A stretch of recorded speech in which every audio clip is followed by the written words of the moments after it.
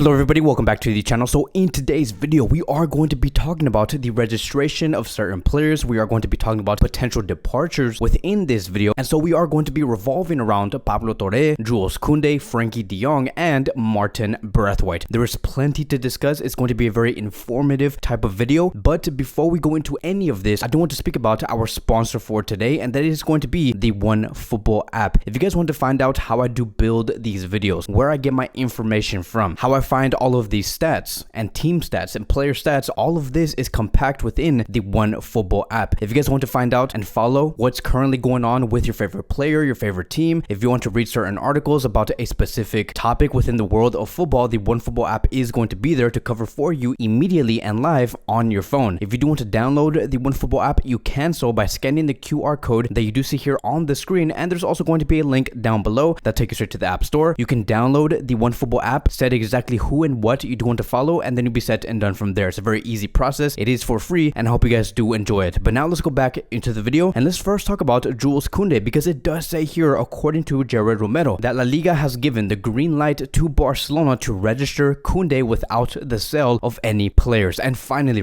finally we get to see Jules Koundé join this team full time. You look at what Koundé did against Manchester City. He was extremely solid. He was extremely fast when it came to distributing the ball, and he is exactly what Xavi does need. And if you guys are wondering, just how did Barcelona make this possible? How were they able to register Jules Koundé without selling any players? Because the whole story, the whole narrative was about Aubameyang needing to leave and go to Chelsea in order for Koundé to come in. But it does say here, according to The Athletic, and they have stated, and I quote, Barcelona registered Pablo Torre in the Barcelona B team, in other words, Barcelona Athletic, rather than the first team, and reduced some add-ons in the contracts of some players to register Jules Koundé. And one thing that I do want to make very clear when it comes to this, it's going to be this: there is nothing wrong with Barcelona making a decision like this in terms of moving Pablo Torre full time and registering him into Barcelona Athletic, because I know there's going to be backlash about Barcelona treating their young players very bad, that they don't need those young players in the first team. Well, here's the thing, right? If you actually follow Barcelona and you know exactly what has been going on within this club, or you follow this YouTube channel, you would know that Barcelona did have a choice to make with Pablo Torre, and that was three things, which is to either loan Pablo Torre to a different club, switch him on and off in the first team and then the B team, and then if we need him, bring him back to the first team, or third choice, just have him become a Barcelona B player full time and never coming to the first team. That was a choice, and Xavi has made it very clear that he does not think Pablo Torre is ready to be within the first team as of now. Now, I'm not saying that this player is not good. Xavi just believes that the competition is just too high and that he does need minutes. And then the board, right, the board of directors of FC Barcelona were saying, okay, perfect, that's fine. If this is going to be a player that's not going to be so utilized under Xavi Hernandez yet, then we can move him into Barcelona Athletic, have him be registered within Barcelona Athletic, and in that way, we would be able to reduce the wage bill by a small margin, but it will be progress towards registering other players. And so just keep in mind, with this decision, it does not mean that Pablo Torre is going to be at the B team full time. Yes, Xavi can always call him to come into the first team. It's just that he's not going to be registered within the first team, very similar to what happened with Nico Gonzalez and Gavi within the past few months. But now with this and all of these decisions being made, according to Relevo, they have stated that Koundé will debut against Real Valladolid in this coming weekend, which will be on Sunday. And that's perfect because Barcelona is going to be playing at the Camp Nou. And what better way to make your debut within La Liga but to do it within the Camp Nou? And I can't wait to see what Xavi does have in mind when it comes to Koundé. Hopefully we see a back three of Koundé, Ronald Araujo, and Christensen, or it could be Koundé, Ronald Araujo, and Eric Garcia. But the main conclusion is going to be this: we need to have a defense that is already formed and ready to be built like now. Because you look at where Barcelona have been placed within the group stages of the Champions League, going back to what did happen yesterday, yes, we're going to be facing Bayern Munich. Yes, we're going to be facing Inter Milan. We need to form our defense now. We need to build the chemistry between these four players, which is Koundé, Ronald Araujo, Christensen, and Eric Garcia. I do have a lot of confidence knowing that if Xavi ever uses Koundé, Araujo, and Christensen, we can form a very strong, solid defensive line. A defensive line that can be very high up the pitch, very comfortably, and track back. Again, Koundé, Araujo especially, all of these players, they can easily track back and become very comfortable being very high up the pitch. And we're going to need to do things like that when we do face Bayern Munich, Inter Milan, maybe potentially Real Madrid within La Liga or Sevilla within La Liga. So let's build for the now. Let's build fast and make sure these players are going to be ready. And so it has also been said that with Koundé now being registered and Barcelona making other moves within the club, it has also been said that Barcelona do have enough of a margin to sign a full back now. And you guys already know exactly where Barcelona want to go when it comes to signing that next fullback. They are following Foyth from Villarreal. And going back to that game against Bayern Munich that we are going to be having in the coming weeks, Foyth would be the perfect signing in order to combat against Bayern Munich, because if you look at what Foyth has been doing against Bayern in the past few years, he always plays very well against Bayern. Like, he's very comfortable and he does enjoy playing against teams like that. So he would be a great weapon for Xavi Hernandez to use. And so, like I've said, we have to act quickly and we need to build quickly, because if we look at the schedule here, we can see that on average we probably have around 2 to 4 games within La Liga before we go into that first Champions League match, and we do not know if it's going to be Inter or Bayern Munich or Pleasant. And I know that it does seem very fast. Like, I know many are going to be saying, why is Barcelona playing the Champions League game in about like 2 weeks or even less? Well, we do have to remember that we are within a World Cup year, so everything needs to happen very fast. We need to tie up the group stages and know exactly who's going to be in the top 2 before mid-November does hit, because remember, the World Cup is going to be starting mid-November until the end of December. So things are going to be happening very fast. And this is, again, one of the reasons on why Xavi Hernandez wants 2 very strong starting 11s, because we're going to be very busy and playing games day in, day out, like every 3 to 4 days. So now let's move on towards the next phase of this video. Now let's talk about and revolve around Frenkie de Jong, Martin Brathwaite, and a little bit about Aubameyang. But when it comes to Frenkie de Jong, here's the thing, right? Yesterday, Frenkie de Jong's agent was seen at Barcelona, and many were questioning, okay, does this mean that Frenkie de Jong is going to be leaving? Are they going to be negotiating an exit for Frenkie de Jong? And so let's clear that up, because it does say here, according to Tony Juan Morty, Ali Dursun, who is Frenkie de Jong's agent, left Barcelona yesterday without discussing the player's situation with the club. His arrival was for more about Martin Brathwaite, not Frenkie de Jong, because there are teams like Espanyol, Mallorca, Sociedad who are very interested in this player. So for the majority of the time, I do believe that they were talking about Martin Brathwaite, maybe just a little bit about Frenkie de Jong, and I'm going to be explaining why I'm saying this. But going back to Martin Brathwaite, you guys already know there is no place for this player. I'm not, again, like